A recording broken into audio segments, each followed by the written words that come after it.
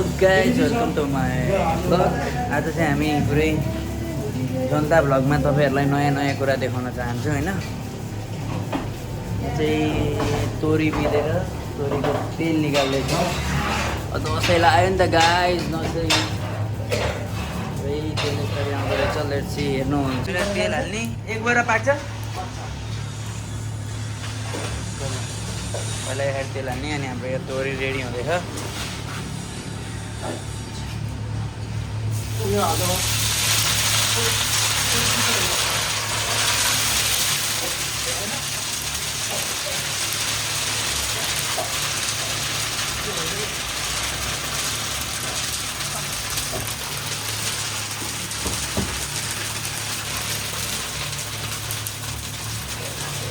तोरी सुक्या खाना रहेछ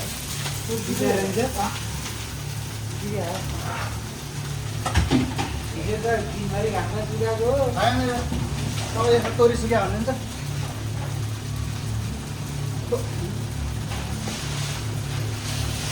हाम्रो यहाँ तोरी यसरी भुट्ने।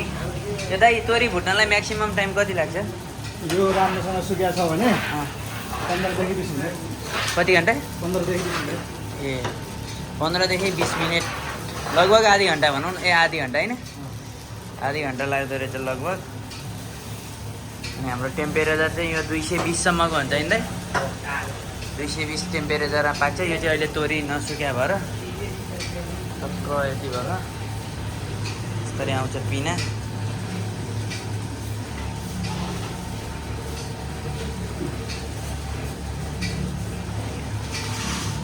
कलर राम्रो ठक सर यसरी पिना झर्छ, यता तेल झर्छ।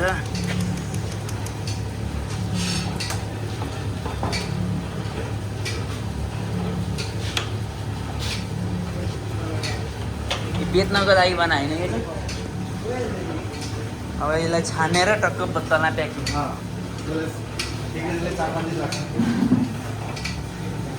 अझै 4-5 दिन लाग्छ होइन। स्टोरेज गरेर राख्ने होला यसरी यो यिनीहरू त हो नि होइन। स्टोरेज गरेर कहिले तेलहरू स्टोरेज गर्ने पहिला मोबाइल छ मेरो युट्युब च्यानलमा पुग्छ।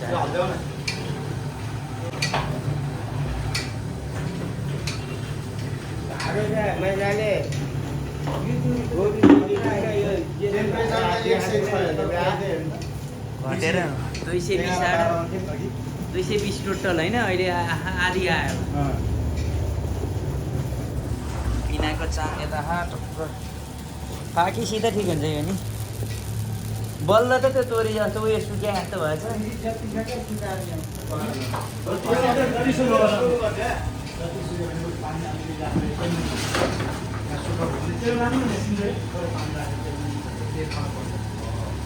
तपाईँको त्यो तोरी सुकेन भने तपाईँको राम्रो सुक्खा हुँदैन। हाम्रो सुक्खा हुँदैन, चिल्लो हुन्छ। अन्त यो पिना चाहिँ कतिचोटि रिसाइकल गर्न मिल्छ?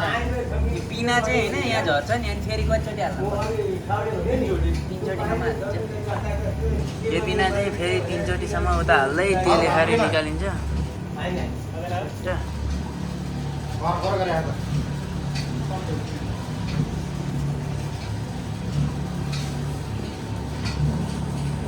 तर यो तोरीको तेलको कति बास्ना हेर न। आहा आनन्द दिमागै खोल्यो ल मेरो। बसिरह्यो भने चाहिँ पिरो हुने रहेछ है। धेरै बेर बस्यो भने अझै त्यो काँचो भुट्दा त पिरो होला झन्। भुटे हान्दा त काँचोले त त्यो पानी धेरै हो सुक्या नभएकोहरू त पुरै निकाल्नु बस्न सक्दैन सकेन।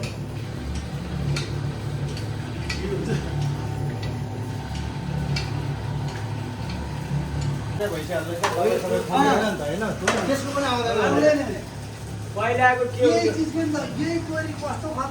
यहाँ अब पहिलाको कुराहरू सुनेर इन्जोय लेख्दैछु म नि गाइज होइन।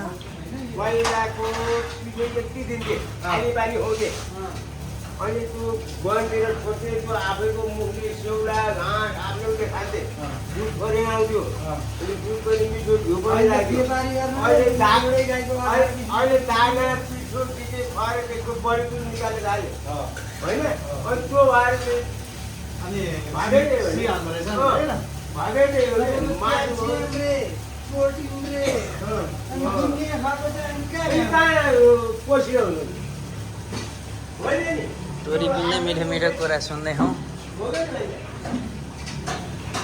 पनि धेरै हाल्यो त्यो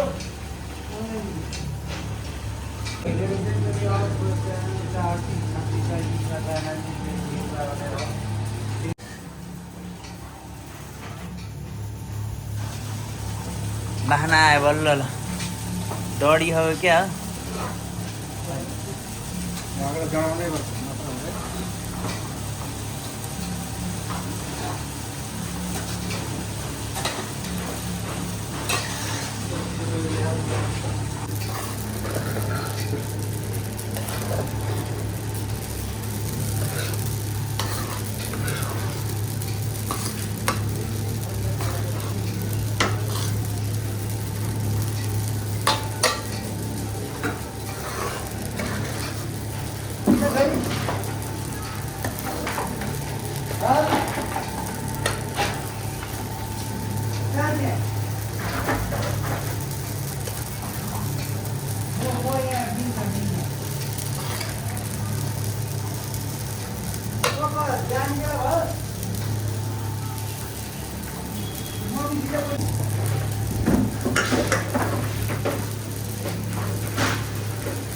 फाइनली गाइज म चाहिँ तेल तोरी पिँधेर तेल बनाएर आइसकेँ होइन त्यो पछि चाहिँ घरमा अब पानीपुरी पाटिराख्ने भन्ने प्लान भएर पानीपुरी बनाउँदै गाइज आज पानीपुरी खाइदेऊ न कस्तो हुन्छ घरमै बनाएर टेस्ट जस्तै हेर्दै जाऊँ है त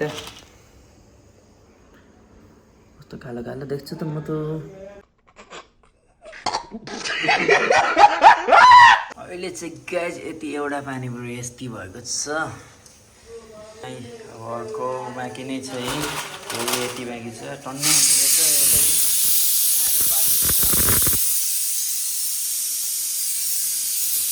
गाइज लगभग 1 बाक्सा पानीपुरी भयो तेलको काट्टुङको होस् डेन्जर पानीपुरी खाइहाल्ला जस्तो खाँचै प्याज काट्दै थियो भाइ गयो बाहिर कार चाहिँ मकै उठाइरहेको रहेछन् मेरो मोबाइल कहाँ राख्दैछन् बिना बोल्दै गयो मामा हाँग काठमाडौँको सिन पानी पर्न लागिसकेको छ बुवा माथि मोमो दिँदै मामासँग बोलाइन्छ हिप्पो हिपे सधैँ जहिले सुतेर गएको छैन आमामा अल्छी ल ल तँलाई अल्छी अब पानीपुरीतिरै लाग्नु पर्यो काम त सघाउनु पर्यो नि खानु परेपछि होइन के भन्छस्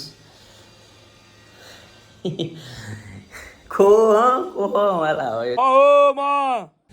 लगभग आलु नै हामीले उसिनिसकेको छौँ छोडाइसकेको छौँ होइन बोक्रा यसलाई प्याज स्याज हालेर टक्क पानीपुरीको अचार बनाउँछौँ